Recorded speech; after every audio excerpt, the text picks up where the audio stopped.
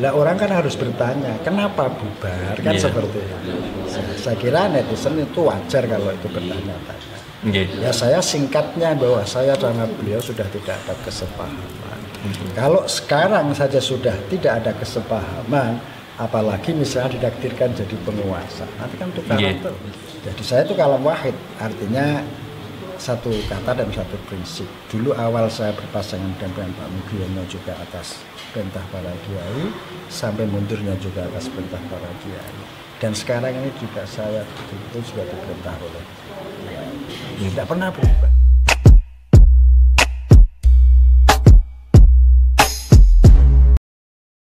Cara gampangnya ngeten Mas Kulon itu istilahnya tidak ambisi, enggak.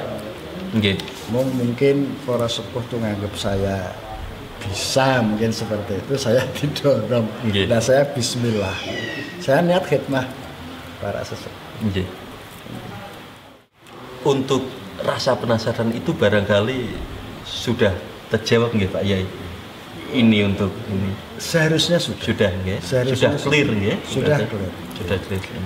Nah, karena sudah clear ini saya ingin tahu pandangan Pak Yai Masun ini terkait dengan Demak ke depan kira-kira akan seperti apa? Bagaimana Pak Yai melihat kondisi Demak saat ini dan potensinya kira-kira masalah dan potensinya apa Pak Yai? Sebenarnya saya punya mimpi begini. Jadi Demak itu adalah suatu kabupaten yang mempunyai potensi yang tidak dimiliki oleh kabupaten yang lain. Dan sampai saat ini belum tergarap. Potensi itu apa? Merupakan tempat kerajaan Islam pertama kali di Jawa itu Demak. Itu. Lah potensi itu kok sampai sekarang belum tergarap. Jadi wisata religi. Kira-kira seperti itu, wisata religi. Jadi bagaimana supaya membuat Demak itu kembali menuansakan suatu daerah bahwa pada saat itu pernah kerajaan Islam berdiri pertama kali. Dan ini tidak dimiliki oleh kabupaten yang lain. Nah ini yang bisa membentuk seperti itu kan hanya penguasa. Saya kan bercerita kayak di dulu pemerintahan Amr bin Al-As ketika di Mesir. Beliau itu mau membangun masjid itu punya penasehat namanya Ka'bul Ahbar. Ka'bul Ahbar itu orang Yahudi yang sudah masuk Islam. Ketika Amr bin Al-As itu mau membuat masjid, ini posisinya ini di mana kira-kira? Lah ini sang penasehat karena asalnya Yahudi masuk Islam, sebaiknya sebelah utara Masjidil Aqsa. Biar nanti kalau kiblat ya menghadap Masjidil Aqsa, yang menghadap Masjidil Haram. Jadi bablas gitu. Tetapi bukan buat Arun aja, Umar bin Al-Khattab. Tapi Umar bin Al-Khattab itu punya prinsip lain loh. Wong Rasulullah itu di Madinah diperintah memang fawalli wajhaka satrul Masjidil Haram, berarti membelakangi Masjidil Aqsa biar ada bedanya. Maka beliau tidak mengikuti nasihatnya Yahudi yang masuk Islam tadi. Tapi tetap di sebelah selatan. Yang ingin saya sampaikan bahwa yang bisa membentuk seperti itu penguasa. Yang punya kekuatan. Yang punya segala sumber daya itu penguasa. Itu satu. Yang kedua mimpi saya itu. Ya termasuk ini dulu juga saya sampaikan kepada pasangan saya yang pertama. Jadi kalau di Madinah itu di pinggirannya itu ada yang namanya Ma'rad. Ma'rad itu bisa di sini kayak museum. Nah, saya itu punya mimpi bagaimana Demak itu juga bisa punya museum yang besar, yang di situ nanti bisa menjadi pusat kajian. Museum Islam. Ya, museum Wali Songo atau museum apakah, tapi digital yang besar kayak di Madinah. Madinah itu bisa seperti itu, besar, sehingga orang mau tahu sejarah Masjid Madinah cukup masuk di museum sih. Dia paham. Itu mimpi saya. Itu mimpi besar. Mimpi besar. Biar kabupaten yang terkenal dengan kota wali ini tidak terkenal dengan kota 1000 karaoke begitu Pak Yai. Betul. Jadi kalau kami punya visi Demak bermartabat. Maksud saya bermartabat itu bisa membuntu orang-orang yang sering menyampaikan kata tidak bertanggung jawab. Biar tidak wali di sikat wanita liar itu loh. Kalau Islami, insya Allah tidak akan yang berani memplesetkan seperti itu. Nah kalau sekarang diplesetkan seperti itu kan memang realitasnya mungkin masih memang realitas di masyarakatnya belum seperti yang kita harapkan. Untuk mimpinya seperti itu. Nah minimal ya mudah-mudahan, karena yang namanya orang membangun itu kan tidak lepas dari peraturan, dari undang-undang, ada kerjasama, sinergi antara eksekutif dan legislatif. Ini yang saya katakan adalah PR berat. Artinya kalau ada bersama-sama, saya yakin bisa. Saya yakin bisa. Gitu. Dan alhamdulillah legislatifnya kebetulan ketuanya Pak Slamet dari PDIP yang sebagai penyokong utama Mbak Esti dan Pak Yai bersama dengan partai-partai lainnya. Ya, istilahnya koalisi partainya besar. Jadi DPR-nya banyak. Sehingga program-program yang dibayangkan tadi insya Allah bisa lebih lancar untuk Insya Allah. Jadi nanti tentu ini akan juga kita siapkan untuk berdiskusi, perangkat hukumnya, payungnya dan seterusnya. Fokusnya potensi Demak sebagai kabupaten yang memiliki kerajaan Islam pertama di Jawa yang tidak dimiliki oleh yang lainnya tadi. Dari dasar itu Pak Yai nanti bisa mengembangkan itu. Harapannya seperti harapan besarnya seperti itu. Besar. Dan itu visi saya yang membuat saya mimpi itu seperti itu. Pak Yai, kira-kira nanti hubungan duet seperti apa yang dikembangkan dengan Mbak Esti karena kemudaan dan senior dengan latar belakang pengusaha, dokter, Pak Yai adalah guru ulama. Kira-kira bagaimana nanti bayangan duet untuk kalau nanti ditakdirkan menjadi duet pemimpin di Demak? Jadi saya kira kalau eksekutif bupati dan wakil bupati itu kan tidak serta-merta berjalan sendiri-sendiri. Jadi kan dia di bawah koridor peraturan daerah dan seterusnya. Menurut saya malah justru lebih lengkap kalau beliau seorang pengusaha atau dokter apa. Jadi justru saya kan bisa melengkapi dari kalangan ulama yang notabene kita adalah bertempat di Demak. Saya kira begitu. Malah saling melengkapi. Saling melengkapi.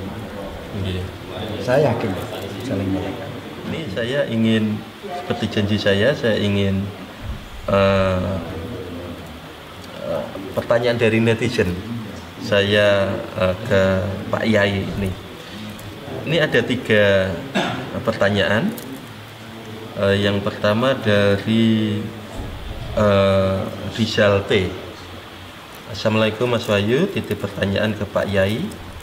Bagaimana cara Pak Yai dan Mbak Esti untuk mengejar ketertinggalan atau menyamakan Demak dengan kota-kota besar di Jawa Tengah? Ini perlu diperjelas dulu ya, ketertinggalan dalam hal apa? Itu perlu lebih diperjelas dulu. Apa kemajuannya, apa rumah sakitnya, apanya? Diperjelas dulu. Menurut saya tiap daerah itu akan punya karakter sendiri-sendiri, dan kalau memang maju nanti ada parameternya, ya kita akan berusaha juga untuk istilahnya mengejar kalau memang ada yang dikejar dan memang pantas untuk diimplementasikan di Demak. Kemudian dari Supriyono Sakib, Assalamualaikum warahmatullahi wabarakatuh. Waalaikumsalam warahmatullahi wabarakatuh. Mas Wahyu nitip tanya untuk Kiai Haji Ali Mahzun, bagaimana strategi Pak Yai sebagai ulama Demak mendampingi Ibu Esti sebagai Umaroh? Ya, saya kira harus ya. Kalau saya sudah menjadi wakil bupati itu jadi Umaroh, cuma dari unsur ulama. Yeah. Ini ya, netizen, ini pertanyaan netizen Pak ya. Itu aneh itu. Kalau saya jadi wakil bupati berarti saya jadi Umaroh. Sekaligus lama sebagai Umaroh. Iya kan? Jadi Umaroh kan? Ini yang terakhir dari namanya agak misterius nih. Akun siapa ini? Assalamualaikum. Waalaikumsalam. Itu pertanyaan buat Pak Jawabub. Beberapa lalu saya menyusuri daerah perikanan, ngobrol dengan beberapa para petani tambak. Mereka mendapatkan udang ikan dari hasil tambaknya. Tidak menjadi rahasia umum, dari petani ke bakul atau pengepul dibeli dengan harga yang murah. Petani mengharapkan adanya patokan harga yang jelas. Indeks harga petani tak tahu. Bagaimana strategi mengenai hal ini? Itu jualnya kepada siapa ya? Jadi kalau jualnya kepada tengkulak, saya pikir juga bisa dimainkan oleh tengkulak. Kalau di sana ada TPI, mungkin itu akan ada semacam keseragaman. Mungkin nanti kalau memang kami dipercaya, kami akan melakukan pendalaman di sana.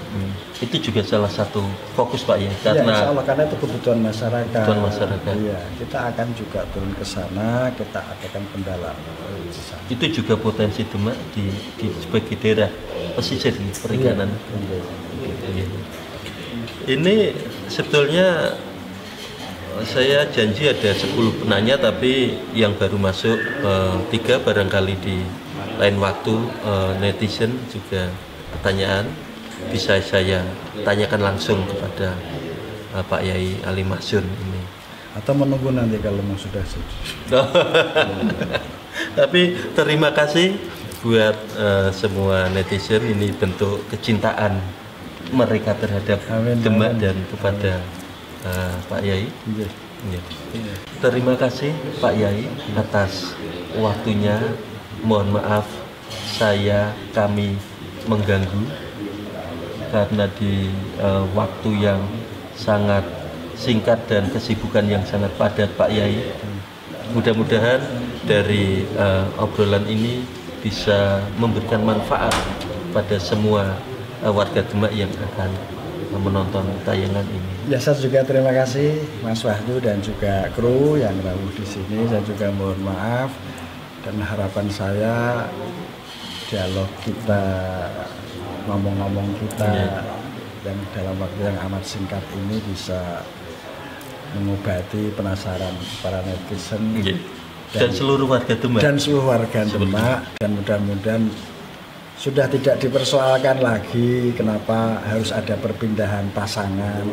Itulah politik dan itu adalah hal yang wajar saja. Semua adalah sahabat, tetapi kalau untuk naik kepada sebuah suatu pimpinan itu kan harus ada kesamaan pemahaman, kesamaan pemahaman yang harus dibangun, karena pada saatnya kalau memang dipercaya akan berjalan secara bersama-sama membangun. Ini jangan dianggap pertengkaran yang tanpa akhir, janganlah. Kita sama-sama warga Demak. Kompetisi untuk sama-sama membangun. Ya. Berlomba-lomba di dalam kebaikan. Terima kasih sekali lagi. Kita ketemu lagi di lain waktu dan lain kesempatan. Yang belum subscribe bisa subscribe dulu. Yang senang dengan pembicaraan ini bisa komen atau like dan mungkin di share agar seluruh warga Demak nanti juga bisa mengikutinya. Assalamualaikum warahmatullahi wabarakatuh. Waalaikumsalam warahmatullahi wabarakatuh.